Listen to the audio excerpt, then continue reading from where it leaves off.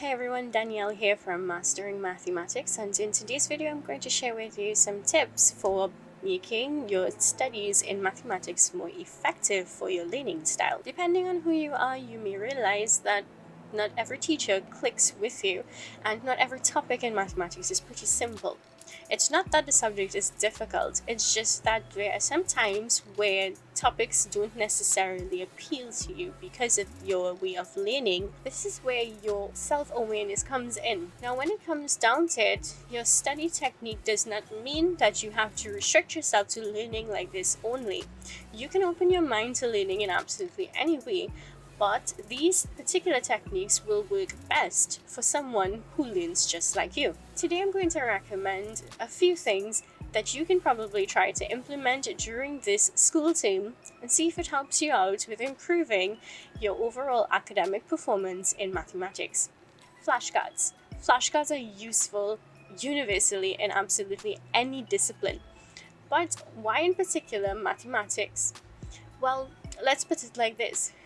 Mathematics is not necessarily a subject that's full of essays of notes. You have processes, you'll have short definitions, you'll have rules. Cue cards work the best for these types of things. And for this reason, if you're a visual, auditory, or kinesthetic learner, cue cards are going to work wonders for you. Creating your cue cards to put an image to the front and an explanation to the back will help you with creating short and effective study materials so that you can take 15 to 20 minutes and review something. It's better to create study materials that you are going to put into use rather than have books, internet sites, and past papers just piled up doing nothing. You'll feel even more confident in your abilities to take up a textbook and practice some questions, or to tackle a past paper question when you are equipped with knowledge. Now let's talk about this second tip that I'm going to recommend. It's one of the most undervalued of any strategy.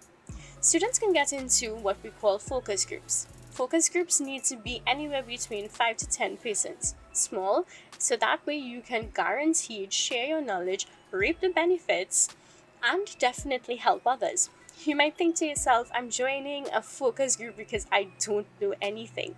But you'll be quite surprised to know how much you understand and how well aware you are of some of the things in mathematics when you're sharing with others who have a common goal.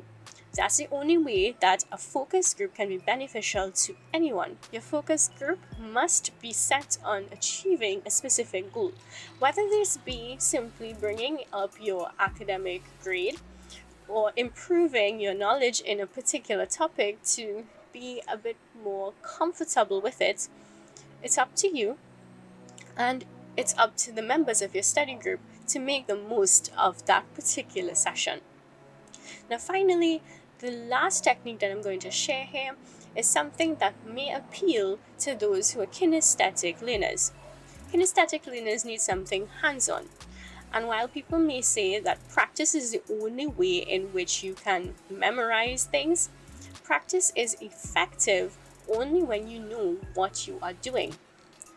When it comes to kinesthetic learners, on the other hand, typical techniques will never work, and this is the reason why you need to create some sort of physical manipulative which allows you to interact with it on a physical level. So you can probably try implementing some of these techniques this term and see if they assist you in any way. Remember, not always will your traditional techniques for learning mathematics work for you. And this is the reason why you need to be just a little bit more aware of yourself as a student to find ways to help you improve your own understanding. Try these techniques this term and let me know if any of them were useful for you.